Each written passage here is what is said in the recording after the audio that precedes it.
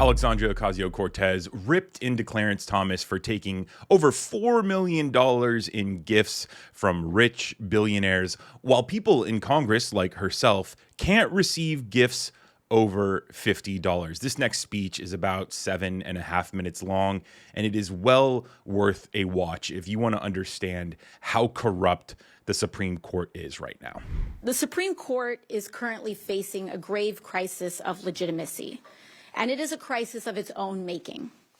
About 50 years ago, a group of powerful, wealthy, conservative operatives looked around and realized that they were losing.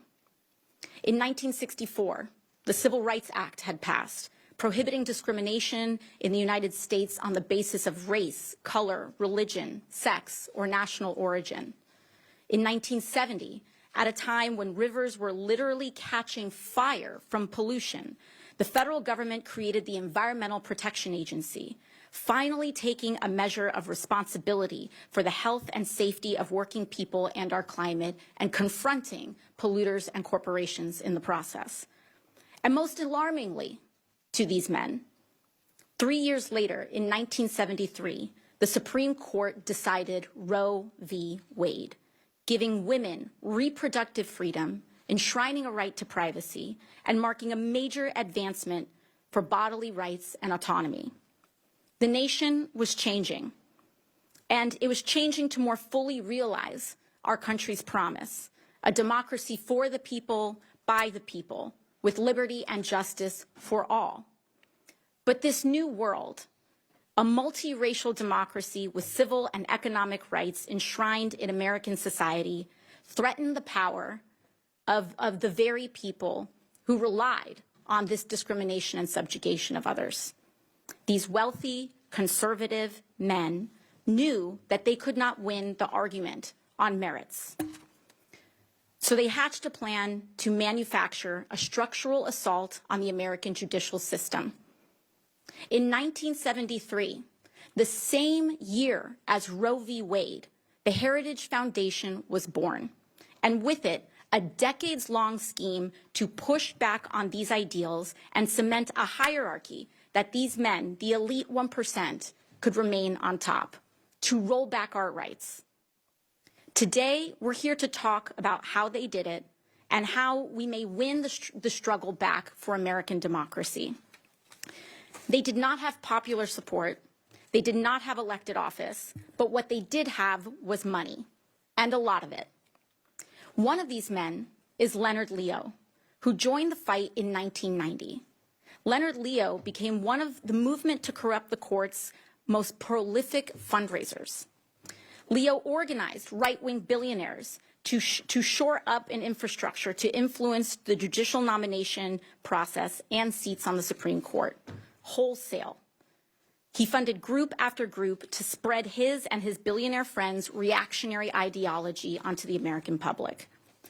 These right-wing billionaires include characters such as oil and gas magnate Charles Koch, hedge fund manager Paul Singer, and Nazi paraphernalia collector Harlan Crow, the son of the quote-unquote biggest private landlord in the United States. These billionaires have never been elected to public office. They are not our leaders and are unknown by the vast majority of Americans. And yet, they worked with shadowy, extremist, right-wing figures led by Leonard Leo to create a corruption ring of influence that reached the highest levels of our country and our courts.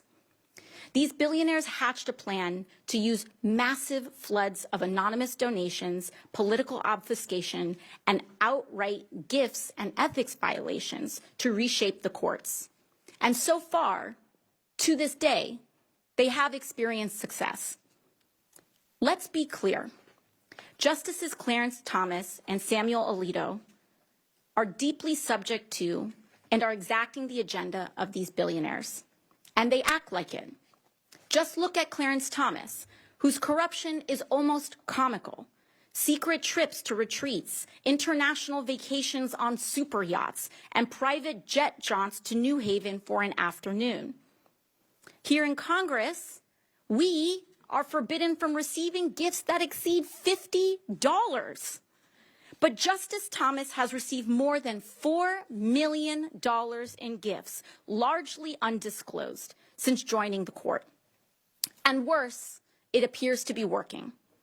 He is currently primed to overturn his own 2005 doctrine so he can side with Charles Koch's network and their oil and gas interests, the same Charles Koch who he secretly vacationed with at the retreat.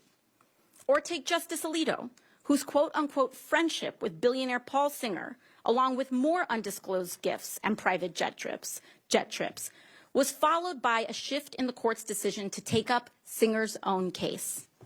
Coincidentally, after Justice Alito took an unreported fishing trip to Alaska with Singer, the Supreme Court reversed their position and took up his case, ultimately leading Singer to a victory netting $2.4 billion. This was not a bad return on Singer's $80 million in political donations, a fishing trip, and a couple bottles of $1,000 wine.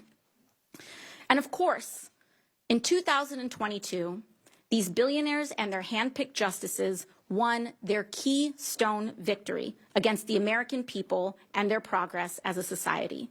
They overturned Roe v. Wade. So why was it abortion? Why was the threat of women having freedom powerful enough to bring down our whole system of judicial ethics and cripple one of the three co-equal branches of government?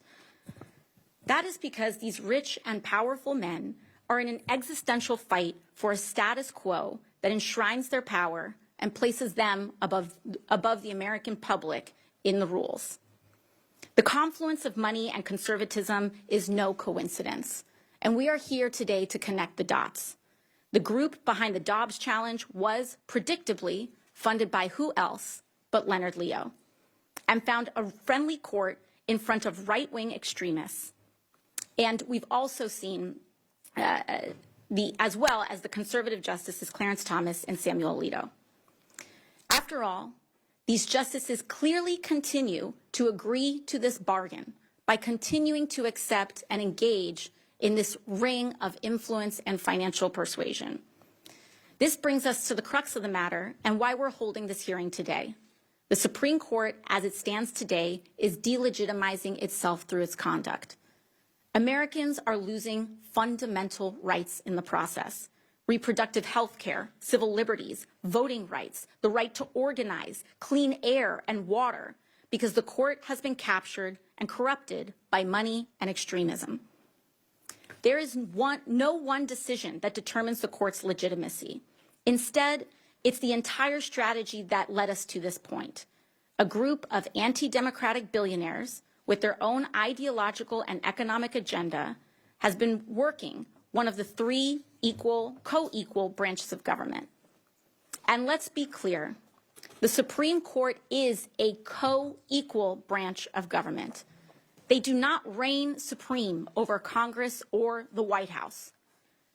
This is a very core crisis of legitimacy, and it is a core crisis within the court, of our multiracial democracy, and of who we are as a country.